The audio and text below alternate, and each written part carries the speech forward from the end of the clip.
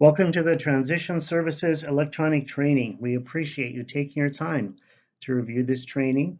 Hopefully it'll be beneficial to you. If you have any questions, feel free to call or email me. My contact information is on the last slide of the presentation. Regarding the training distribution, we hope that you won't forward this presentation directly to others because we want everybody to have the most current, correct information. Each training that we do is updated as information evolves so that we have correct information in the content. It's best to register online at community info sessions at hennepin.us or call the line for registration at 612-596-6631.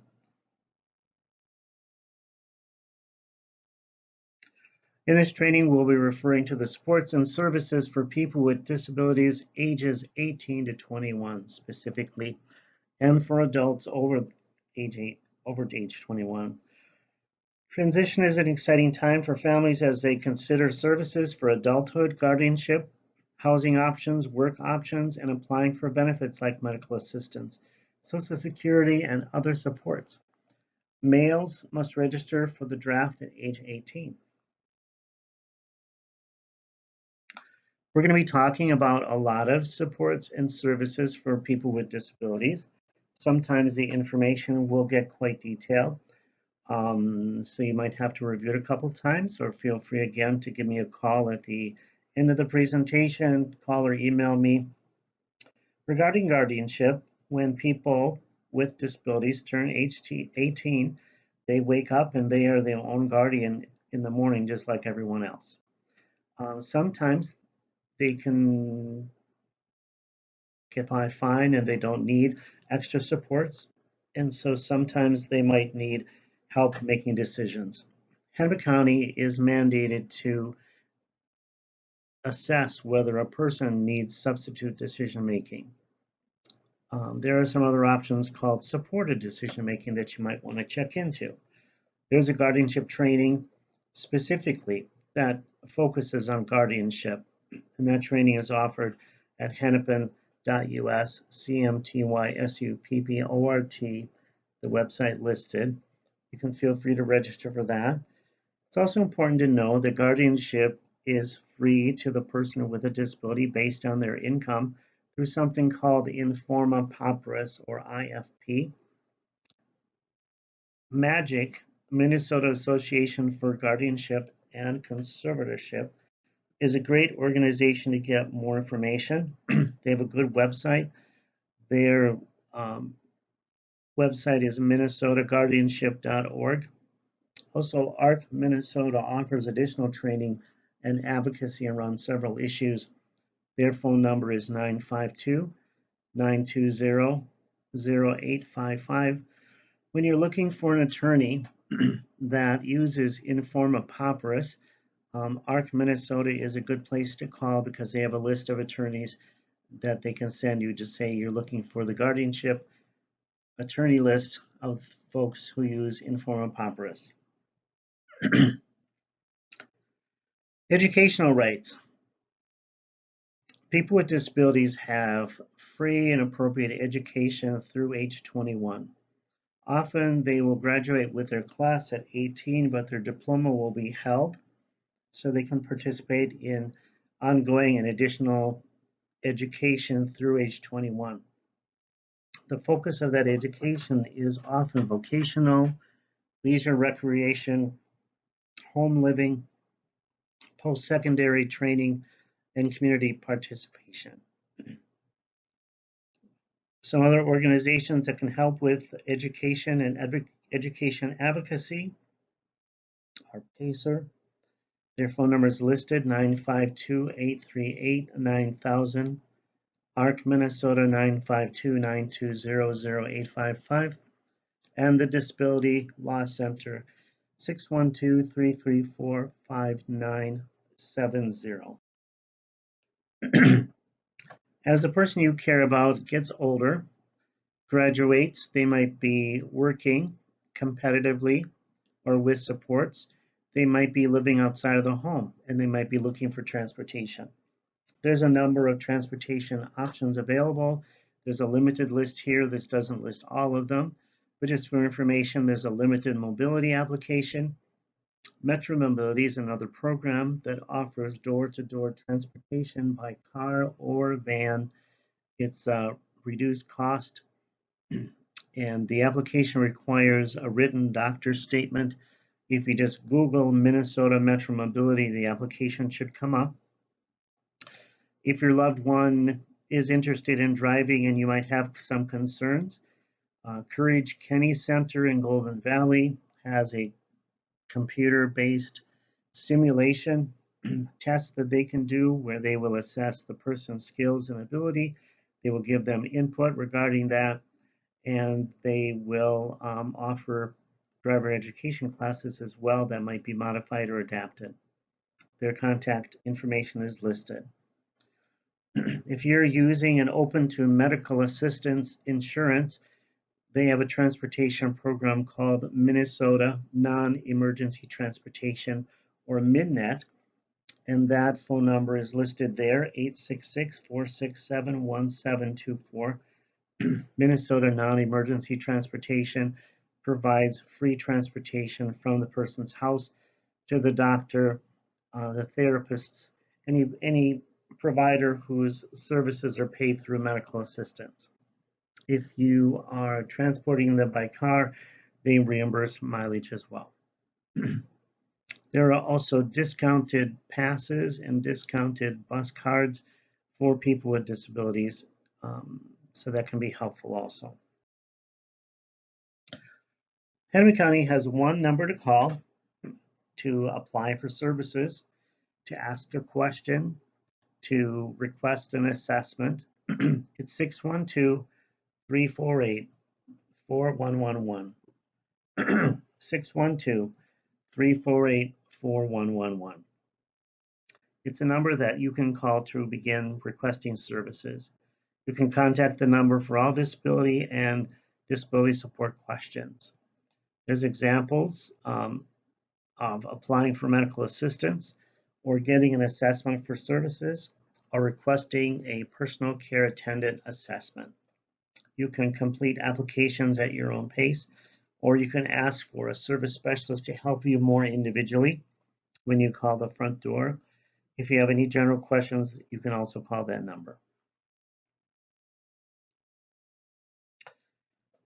A lot of the people we serve have developmental disabilities, or they're served under related conditions. So I'm going to go through some of the criteria to apply for services called Rule 185 case management for people with developmental disabilities and related conditions. There's two services that are more or less mandated if you qualify as a person with a developmental disability or related condition. They are case management and vocational services.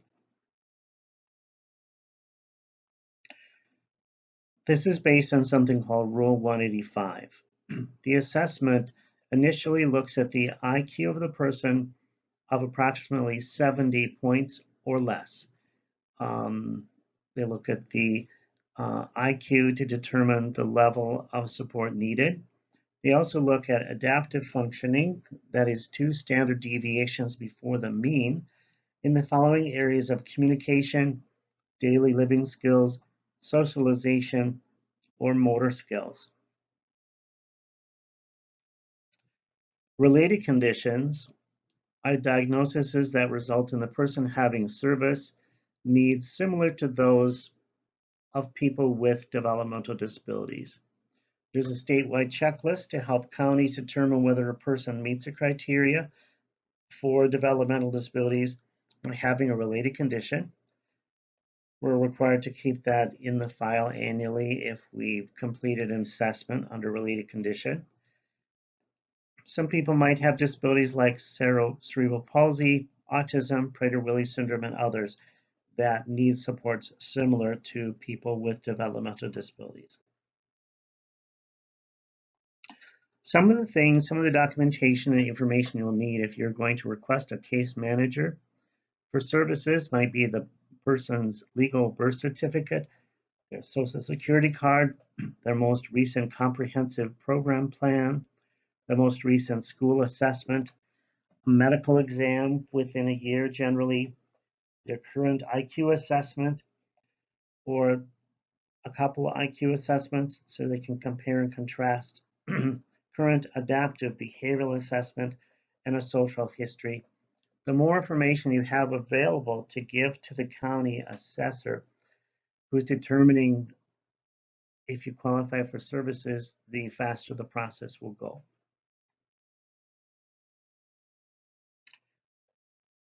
Another process through Hennepin County is assessing the need for support.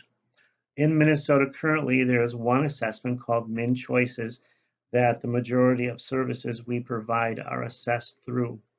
The service determination process and the Min Choices assessment happen at the same time.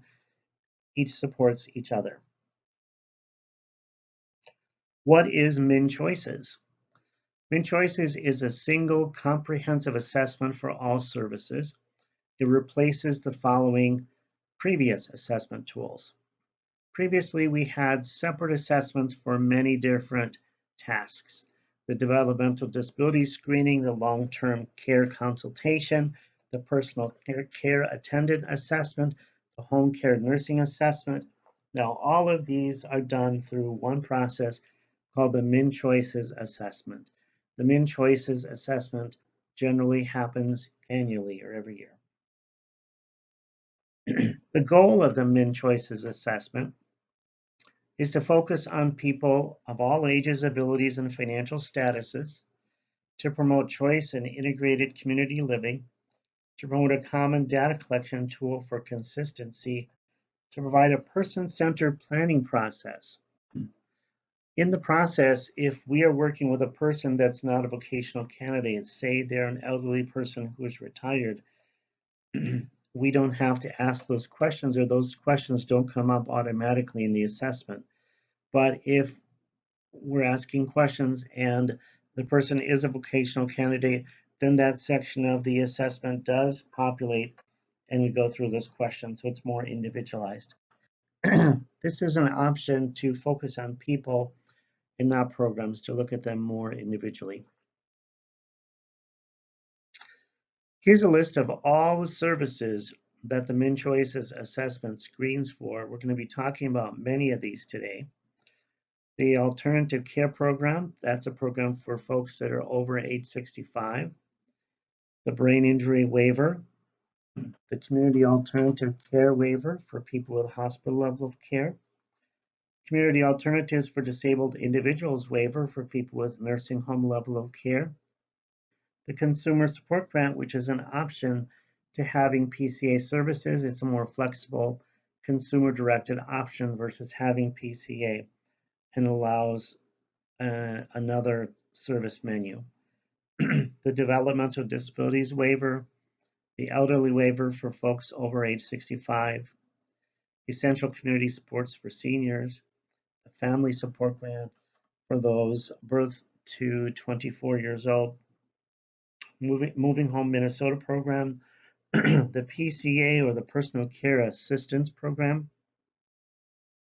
Case Management for people with developmental disabilities, and Semi-Independent Living or SILS program, which offers less than 24-hour support for somebody to check in on a person maybe once a day to see how they're doing in the morning, or if they had their evening meal, or if they took their medication for the day. Medical assistance. Medical assistance is an extremely important insurance. The next several slides are going to be referring to the services and supports that medical assistance can pay for. The asset limit for straight medical assistance is $3,000. There are some exclusions to that. Burial accounts up to $1,500, burial trusts, moderate vehicle, property or a home if it's homesteaded, special needs or supplemental needs trust if they're approved by the Hennepin County attorney. Some life insurance policies must be evaluated for their financial value. To apply for medical assistance, you can call 612-596-1300. It's called Easy Information, 612-596-1300. The people there would directly direct you to your financial team, and they can help you more individually. Many of the services require the person receiving or applying for services to be certified disabled. Even though it might be clear to most people they have a disability, they need to put that in writing, or they need to have it put in writing. SMRT, or the State Medical Review Team, is through the Department of Human Services, but it's accessed through Hennepin County by calling the front door at 612-348-4111. The process is used to certify disability when the person doesn't receive any benefits through Social Security. If they do have Social Security already, they already are determined disabled, so they don't have to go through the SMRT process. The medical report that we use to determine if the person is certified disabled should be current and not more than 90 days old, including clinical findings, diagnosis, and treatment plan. Psychological evaluation should be within the last 12 months, including a statement of current situation, history, diagnosis, and treatment plan. For developmental disabilities only, all the above are needed, plus an IQ score. TEFRA. TEFRA stands for the Tax and Equity Fiscal Responsibility Act. It really doesn't have a lot to do with, the word really doesn't have a lot to do with medical assistance, but the program, the TEFRA program, qualifies children for medical assistance based on their parental income, based on their parents' income. So medical program for children under age 18 living in the family home. The state medical review team determines their eligibility. They look at the physical, emotional, developmental, and health impairments of the person. And there potentially could be a parental copay. It's determined by the state of Minnesota based on the person's income, based on the parent's income. You could actually Google Minnesota Department of Human Services Parental Fee Calculator, and a basic calculator will come up. You could put your income in there and see if you would have a TEFRA copay or not, and if you do, what that amount might be. Generally, the TEFRA copay for medical assistance discontinues or stops at age 18. There's some limited situations where it might continue through 23, but often it discontinues at 18. So we talked about this a little bit. TEFRA copays, deductibles may offer additional coverage or expanded network of providers or specialty clinics. Private insurance premiums might be partially reimbursed if cost effective. Additional services as medical, transportation, dental, or personal care attendant services might be available. This is actually called cost-effective medical assistance. If you have cost-effective medical assistance, you can use your primary works insurance, and medical assistance can be the secondary payer. So it's more cost-effective for medical assistance, and it allows you greater choices for insurance. Medical assistance for employed persons with disabilities enables employed people with disabilities to qualify for medical assistance without a medical spend down. They must be certified disabled. The monthly premium is based on their income earned, so there will be a smaller monthly premium, often in the range of $30 or $40, depending on their income that they're earning. It allows them to have an asset limit of up to $20,000. Instead of having an asset limit of $3,000, which would be typical, the asset limit goes up to $20,000. In addition to that, retirement and burial accounts are excluded, so you can save for retirement with an IRA, and those funds are excluded. There's practically no income limit, but at some point it's probably not cost effective, because if you make a lot of money, your premiums will increase as your income increases. So that's something to check into. It allows you to be employed, not have a spend down, have a higher asset limit, and save for retirement as well. Medical assistance for employed persons with disabilities. Cost-effective medical assistance, we mentioned that earlier, allows a person or their parent to maintain primary insurance, often through their work. Medical assistance becomes a secondary insurance.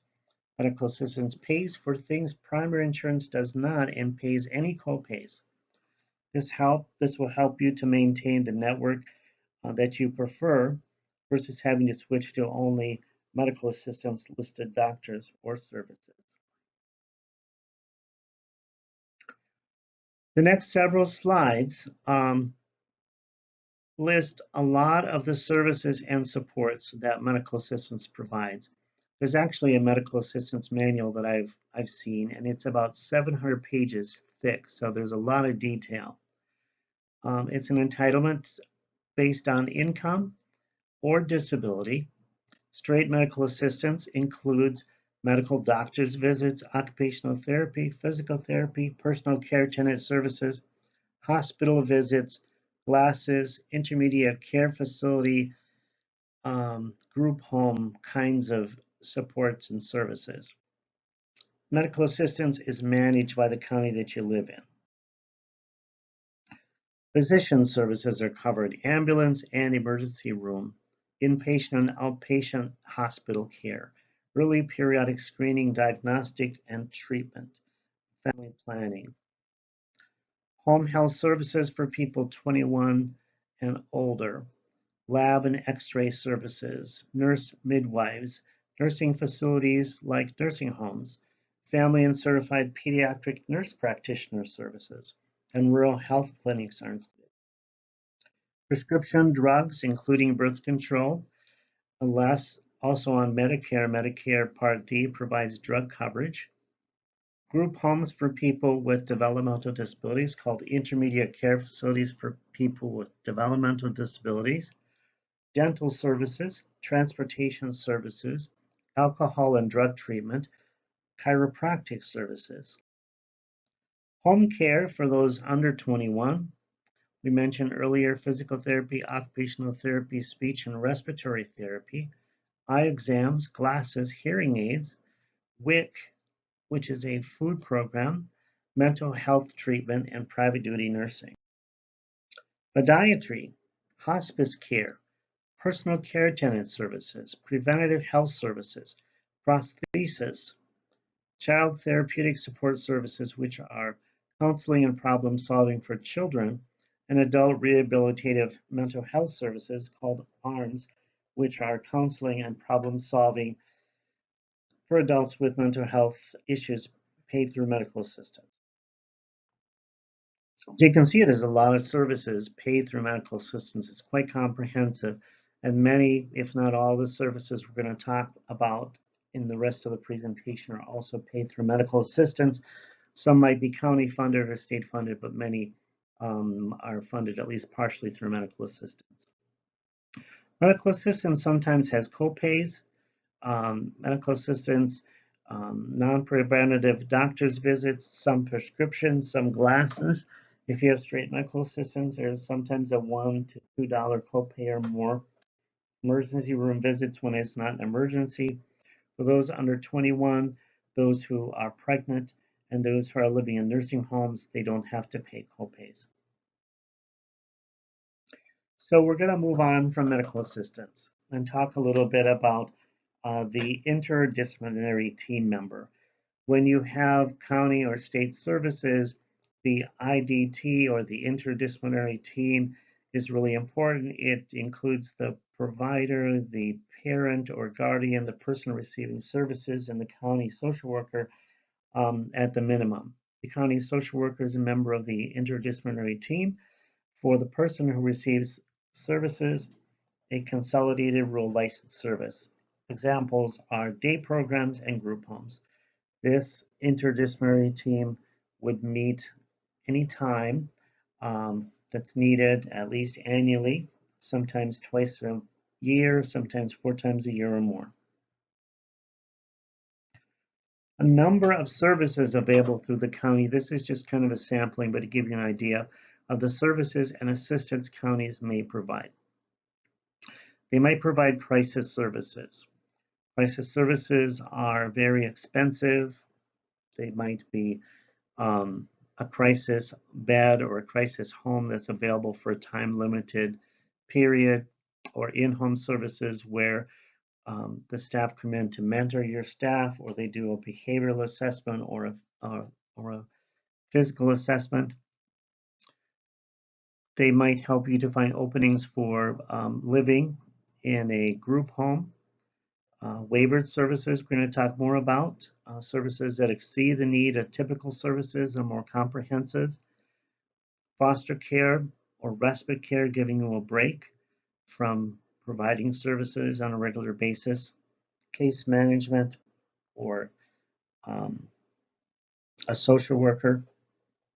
Consumer-directed services, services where the person with a disability or their managing party is the employer. They hire the staff, they train the staff. They have an alternative set of benefits available to them through the Family Support Grant, the Consumer Support Grant, or a program through the waiver called Consumer-Directed Community Support. Counties offer housing support, helping you find a place to live and help you to understand the funding streams available to help you with rent. Some of those funding streams are called Minnesota Supplemental Aid or Minnesota Supplemental Aid Housing Assistance or housing supports. Those are all ways to augment your Social Security or the income you have to help you pay for rent. Work supports. There are many work supports available, work programs available, helping you to discover what you like to do, helping you find the job, and supporting you on the job as well. And also home care or personal care tenant services that help with bathing, dressing, grooming, where waiver services and maybe some of the consumer-directed services are teaching life skills. Service availability. It would be really nice if there were services available for everyone without waiting, but some services have waiting lists. It's based on limits per the county or the state budgets. Some limits are determined by the state legislature. It may not be based on the date you applied, but your current situation, more like a pool. So if you are an 8-year-old at home and you are breaking windows and causing harm to yourself, in some situations, you are at the top of the list because you have an urgent need compared to another 8-year-old who's calm and at home and being productive. Some services are entitlements. They don't have a waiting list. It might take a little bit of time to get them, but there's not a worry that there's not enough or there's a limit. Some of these services, you're screened and eligible based on the level of disability, and some services work within specific budget amounts. So you want to educate yourself about all the services available and consider options so you're prepared when that situation comes and you're offered a service to know what you need to do next. There are many work support options. The work environments for people with disabilities has evolved significantly over the last 5 to 6 years. The 3 services at the top, employment development services, employment exploration services, employment support services, are new to us in Minnesota since 2018. They're new services. Previous to that, people went to day trading and habilitation centers, and they kind of got the full meal deal. But these services break the day up into 3 different services to determine exploration. What kind of work do you want to do? Let's find out. Let's ask some questions and see what your interests are and see where you want to move ahead and what you're really interested in doing. And then development. Okay, well, now you know what you're going to do. Let's develop something. Let's go find you a job. Let's do some interviews. Let's do some skill building so we can have a job and work towards that. And then once we find a job, employment support services are those individual job coaches that work with you 1-to-1, 1-to-2, 1-to-3 staff ratio. There are options also for people that might not be work candidates. Maybe they're 55 or older, they're in a retirement stage, and so they're looking for adult daycares or adult daycares with a bath because their home isn't accessible and they don't have an option to have a bath at home. Day training and habilitation services have changed their focus from employment to more independent living skills and life skills development. And Hennepin County has a program that's called It's Working. It's paid through county funds for people without waivered services and for folks that have developmental disabilities and a case manager through developmental disabilities, ages 14 through adulthood. It's a consumer-directed program, which means people will write their plan, they'll hire their staff, they'll train their staff, they'll set the rate for their staff within a range, and they can do some very creative things. Counties offer, and Hennepin County offers many housing supports. We have teams of people that focus on housing and can meet with you individually and talk to you about your vision. When I work with folks around housing, I ask them 3 questions: where do you want to live? How will you afford rent and food? And how will you afford the staff support necessary? When I do that, then I kind of break it down into here's the supports and services we have for rented food, and here's the supports and services we have for staffing to give them some idea. The range of housing, skilled services, semi-independent living services, as I mentioned earlier, is incidental services. It's maybe a person that would come once a day, check to make sure you are up and ready to go for the day, or maybe come later in the day to see if you had dinner or took your medication. But it's incidental, it's not comprehensive services. It's kind of daily or a few times a week. There's in-home support services. Support services in mom and dad's home if you're living with mom and dad. There's also supported living services, services in your home if you're living on your own, in your own house, in your own apartment, or with roommates. Chore services are heavy-duty kinds of heavy-duty cleaning, window washing. Homemakers kind of light-duty, grocery shopping, cooking, organizing. There's some really creative waiver options called live-in caregiver expenses. So if you're living on your own in an apartment or house, the waiver will pay for the staff's rent and food in addition to the hourly services they're providing for you. If you are a person who needs help cooking, there's options for home delivered meals as well. A meal could come to your house once a day, 7 days a week. It could be a warm meal through Meals on Wheels. You get to talk to a person at your door, or it could be a meal that's needs to be warmed up, or a frozen meal that also needs to be warmed up. So there's lots of choices.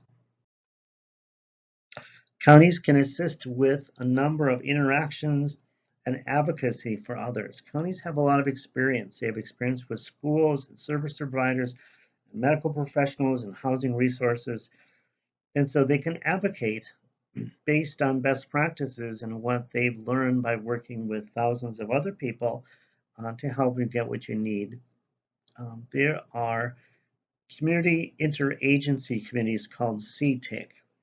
In Hennepin County, there is a central, a north, a south CTIC, and they meet on a regular basis, and their mission is to connect transition age students and parents with information beyond high school. So employers or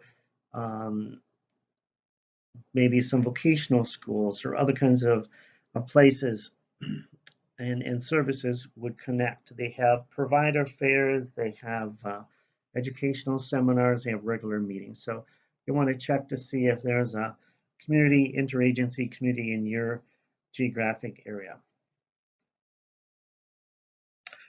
It's kind of good to find out where the money comes from. So we're going to be talking about some services that are state-funded programs.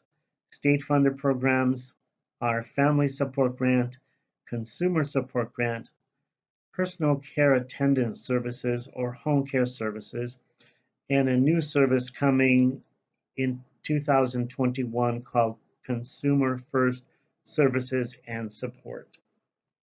Consumer First Services and Support is an option to having personal care tenant services.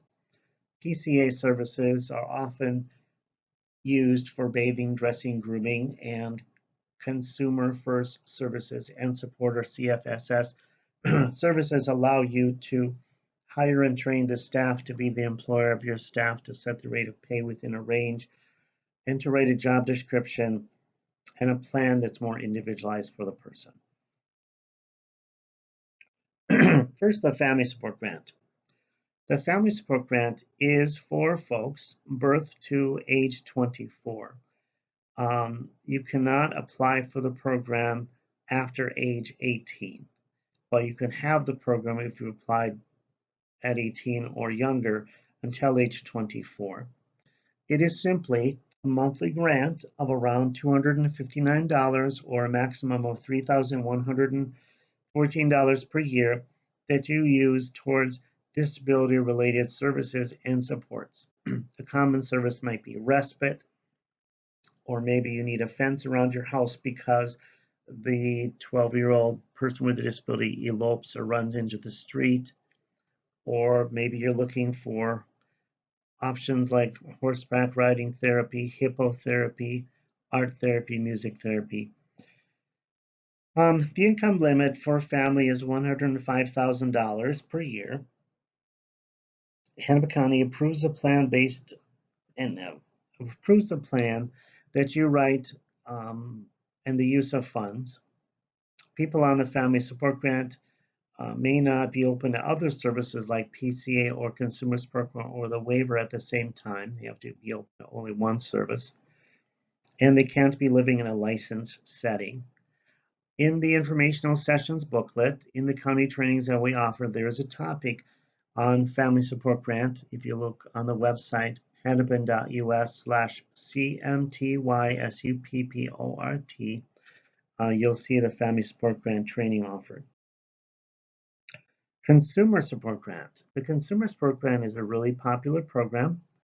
It allows you to use flexibly the PCA budget, the state share of the PCA or personal care attendant or home care budget that you have. So it's only the state share. So the budget for Consumer Support Grant is always going to be less than the PCA budget. You can only have Consumer Support Grant. You can't have PCA and Consumer Support Grant at the same time. And you can't have a waiver at the same time you have Consumer Support Grant. The cash grant is based on your home care rating or based 100% on the assessment that you had for PCA. It's an option to having PCA services. You must have an approved plan written. You must attend training. It's available for children less than 18 and adults, so it's a birth to death program. Parents of minors and spouses. Parents of minor children and spouses, so a husband can provide care for a wife for a husband with a disability, and the parent could be a staff for a child less than 18 and be paid to provide for that care. So parents or people become the employer of all their staff. They have federal and state workers, compensation and tax ID numbers. They actually are the employer for their staff, and they write the job description, they write the plan, they determine how much the person is paid within a range, so it's pretty flexible. They use a provider called a financial management service to deliver services. The financial management service helps them to be the employer. It helps them understand the process and the details of employment. It manages the money they have. It pays the bills they're incurring through the Consumer Support Grant. They offer a monthly report of how much money you've spent. Case management is not required. We have staff that administer the Consumer Support Grant, but case management is not required.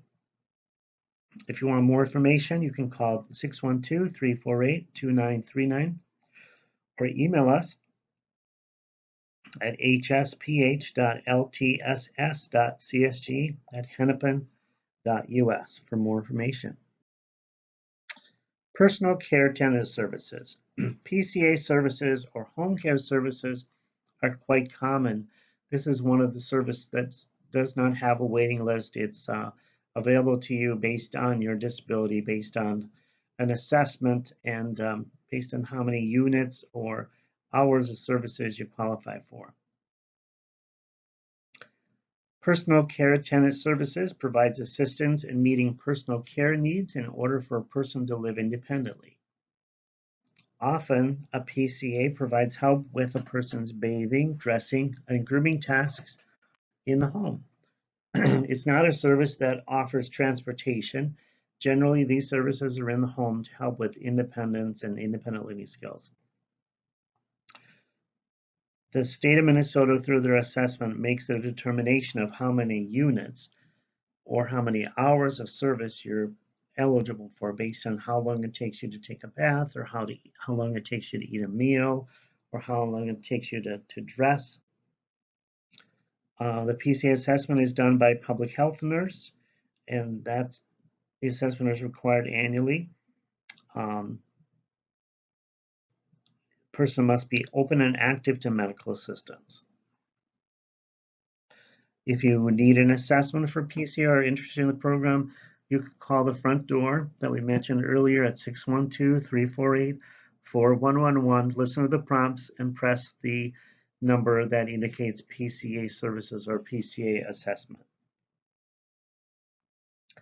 These are programs that are available through state and federal funding. The Developmental Disabilities Waiver, the CADI waiver, the Brain Injury Waiver, and the CAC waiver. This graph shows that all these waivered services, and these are for folks less than 65 years old, since we're talking about transition today. We're not talking about folks that are older than 65 years old, but there are programs for them as well. But primarily, the Developmental Disabilities Waiver, the Brain Injury Waiver, the Community Alternative Care Waiver, and the Community Alternatives for Disabled Inclusion Waiver. The Developmental Disabilities Waiver is for folks that have the level of care of a group home called an intermediate care facility. An intermediate care facility has 24-hour care, 7 days a week. It has a dietitian. There's access to nursing. It has active treatment. It has a fire drill at different times during the month, sometimes in the middle of the night, sometimes during the daytime, sometimes in the evening. So it's considered an institutional setting. To have a waiver means you have that level of care, but you don't have to live in the intermediate care facility. You can live at home with your parents. You can live in your own apartment or your own house with supports and services. The Developmental Disabilities Waiver is unique in that it's called habilitative. The goal primarily is to teach, to train, to educate, to mentor, to challenge the person with a disability to be as independent as possible. On the other side, kind of the green balloon, Community Alternatives for Disabled Inclusion is another common waiver. That is for people with nursing home level of care. Often you qualify for more than one waivered service. You might duly qualify for the CADI waiver or the DD waiver. So you have to kind of understand what services are available through each one to know which one is the best match for you at the time. So the CADI waiver is for people with nursing home level of care. Often their situation is that they have more of a medical condition. They might have more care needs. They might have a physical disability. They might have more medication needs, etc. The Community Alternative Care Waiver or CAC waiver, the blue bubble or balloon, is hospital level of care. So I could live at home with mom and dad, or I could live in my own house with nursing, or I could live in a hospital. The CAC waiver is often reimbursed at a very high rate because people on the CAC waiver have nursing 24 hours a day, 7 days a week, and that's very expensive. They're often on a respirator. They would have a feeding tube. They have complex medical needs, and they need the attention of a nurse on a regular basis. The brain injury waiver is for people that have a brain injury that occurred because of an accident, because of an illness, but it wasn't something that happened at birth. It's not developmental. It's something in addition. The services through the brain injury waiver are quite unique. They're different than the DD waiver. Some of them are different than the DD waiver or the CADI waiver. They address the complexities of having a brain injury, night supervision, remedial training, cognitive remediation training, and other kinds of services that are more unique. Waivered services aren't for everybody. They're for people that meet a higher level of care or they have unmet service needs. Again, referring to an 8-year-old, if I'm an 8-year-old at home, I'm causing harm to myself, I'm breaking windows, I have a higher level of need than just PCA services or just the consumer support grant or just family support grant. I need more intense services. So I might rise up to a level where I qualify for a developmental disabilities waiver or a CADI waiver. So there's an assessment or screening process to qualify for these waivered services.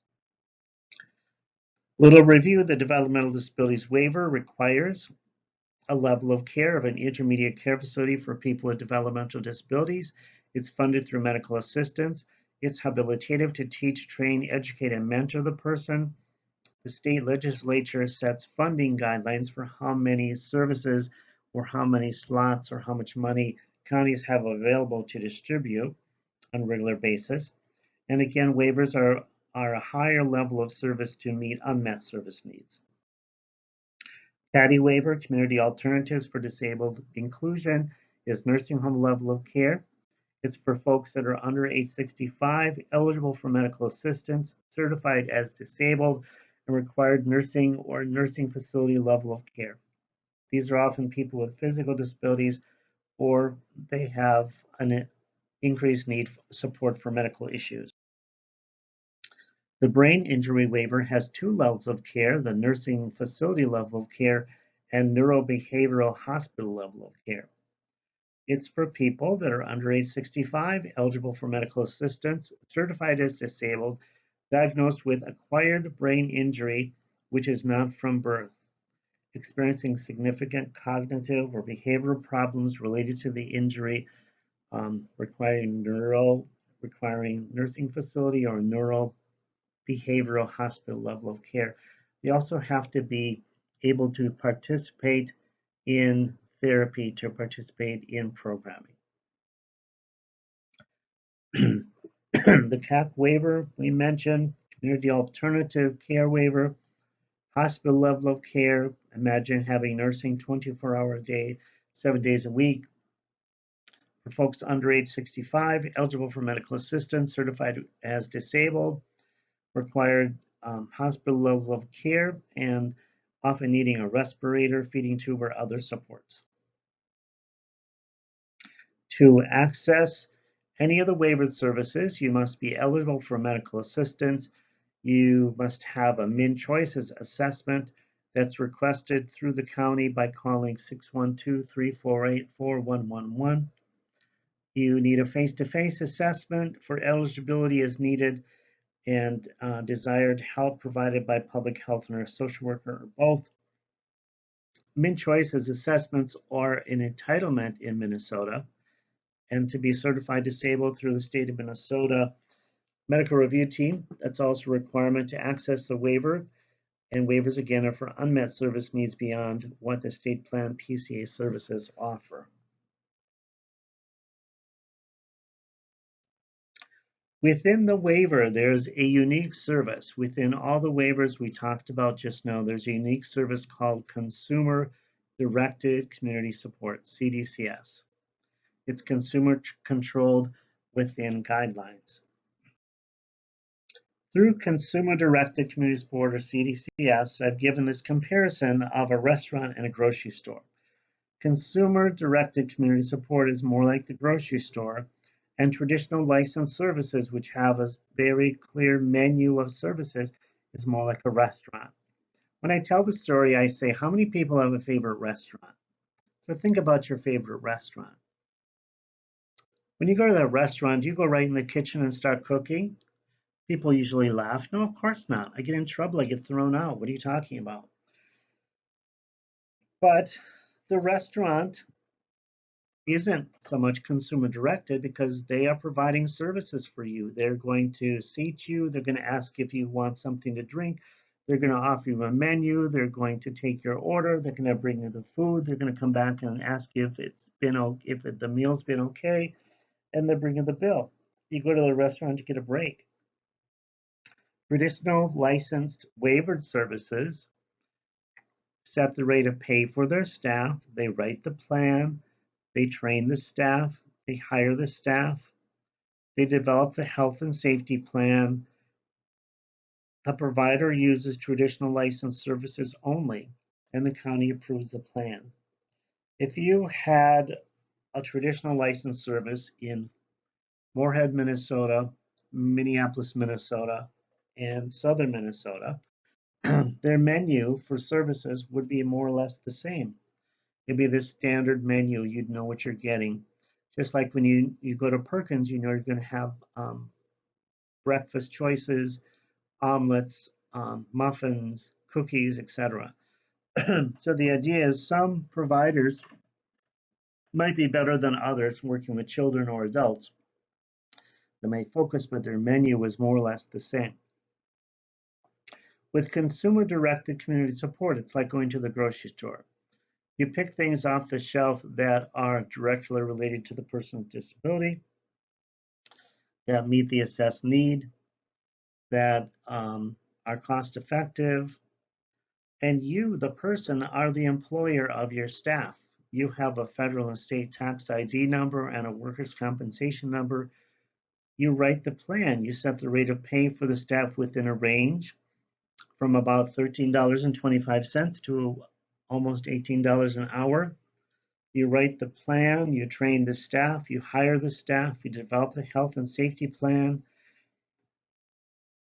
You can select community supports that make sense for you, but you can also borrow from or use traditional services within your budget. You have that flexibility, and the county approves your plan. So it's much more flexible. It offers an option to have horseback riding therapy, art therapy, prescribed special diet, music therapy. Parents of minors can be the staff for their children. Husbands and wives can be the staff for their husband or wife with a disability. It allows a lot of flexibility, and it's a service of the waivers. It's not the CDCS waiver, it's a service of all the waivers. These are the services we mentioned that are available through consumer-directed community support. Parent paid as staff of a minor or spouse paid as staff, prescribed special diet, behavioral supports, augmentative therapies, music therapy, horseback riding therapy, art therapy, massage therapy, or any other non-experimental therapies. If there's an asterisk to the right of the service, it requires a prescription from a doctor enrolled in the state medical assistance program. The provider that we use for consumer-directed community support is called a fiscal financial management service, an FMS, a financial management service. It's more like a bank than a provider. It provides monthly spending reports, so you know if you've overspent or underspent. It bills medical assistance on your behalf. It pays for goods and services in your plan. It manages the payroll taxes and sends the payroll taxes in quarterly, just like a business. It supports you to be an employer of your staff. There are 12 FMS's, financial management service providers in Minnesota, to choose from. Hennepin County funded programs. It's working.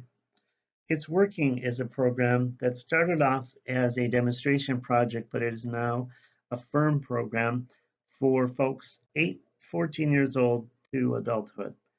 They have to have a developmental disability and they have to have a case manager through the developmental disabilities area, and they could access this. They also cannot be on a waiver. This is for people without waivered services. It's an individualized budget. It's a consumer-directed program where you write the plan and you hire the staff. It's county funded. Budgets are individualized based on the needs of the person, and it's approved by a committee. Funds can be used for staffing, goods, work supports, work recruitment, and on-the-job support. For people not open to waiver funding, so it's not for people that already have a waiver, it's for people that don't have waiver services. And the funds are managed through the Financial Management Service, the same agency that manages consumer direct to community support, manages the money through the It's Working program. These are some examples of people using the It's Working program and what they're doing. One person is working at the University of Minnesota designing computer games for people with disabilities, and he has a relationship with Microsoft. Another person is working at a grocery store, kind of an Instacart kind of arrangement, but they're doing it on their own, putting the grocery list together for it to be delivered later. A person is working at a dairy freeze, being mentored by a staff at the same restaurant. There's a lot of micro businesses. There's a gentleman in the western suburbs, and he has a baking business where he bakes delicious cupcakes and cookies, and we fund his cottage industry. We rent a professional kitchen for him occasionally. We developed his website. We bought him uniforms through the It's Working program. And he's very popular. He's doing really, really well, doing graduation parties, weddings, and other kinds of events. There's a person working at FedEx, but he didn't have transportation to get from his house to FedEx, so he's using Uber to get from his house to his job. In the evening at FedEx, transportation wasn't available in the evening. There's a person working at an Italian ice shop, being mentored by a staff, so he can make all these creations. A person learned how to be a librarian 1 year and was employed as a librarian the following summer. We also have programs like Bethel College and Bethany University have programs that are exposure. They provide exposure to people with disabilities to the college life in 2-year programs. Financial supports. These are options to help a person's finances. Social Security, retirement survival disability insurance, SNAP benefits or supplemental nutrition programs, and Minnesota Supplemental Aid. Minnesota Supplemental Aid is approximately $92 per month. It supplements retirement survival disability insurance or Social Security for people living independently 18 or older. It may provide personal needs for persons in long-term care facilities as well. The asset limit is $2,000 if you're on Social Security and $10,000 for a person who's not on Social Security. You may also be eligible for the SNAP benefits in addition to Minnesota Supplemental Aid, and you want to call 612-596-1300, which is called Easy Information, 612-596-1300 to apply. The SNAP program, Supplemental Nutrition Program. Food support is now called SNAP benefits or Supplemental Nutrition Program. Nutrition Assistance Program is funded by the Department of Agriculture. The asset limit is $2,000 or $3,000 if you are a person who is certified disabled or over age 60. Requires an application and an in-person interview to verify your income and assets and housing costs. Again, you want to call 612-596-1300 to apply and schedule an interview. These are some of the programs and services and supports available at transition when you move from being in a child situation to adulthood. If you have any questions or any scenarios you want to talk through, please feel free to give me a call at 612-596-7094 or email me at jerry.mellum@hennepincounty@hennepin.us. jerry.mellum@hennepin.us. Thank you.